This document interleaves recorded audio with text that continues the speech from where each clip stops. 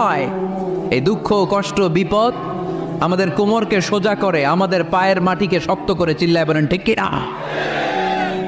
প্রতিকূল পরিবেশে কিভাবে বাঁচতে হয় এই দুঃখ কষ্ট আমাদেরকে শিখায়। এজন্য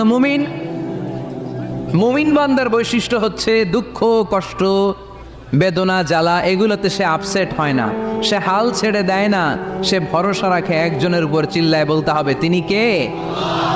কারণ মুমিন জানে রাত্রি যত গভীর হয় অন্ধকার তমানিসা ভেদ করে সুবহে সাদিক হয়। মুমিন জানে গর্ভবতী নারীর পেটের ব্যথা যেই দিন বাড়তে থাকে ওই দিনই নতুন মেহমান আগমনের সময় ঘনাতে থাকে। মুমিন জানে তার জীবনে দুঃখ কষ্ট বিপদ যত বাড়তে থাকে সুখের দিন কাছে আসতে থাকে। এজন্য মুমিনের হারাবার কিছু নেই। ফা ইন্না মাআল উসরি ইউসরা, ইন্না মাআল উসরি ইউসরা। নবী হে, কষ্টের পরেই আছে আনন্দ, দুঃখের পর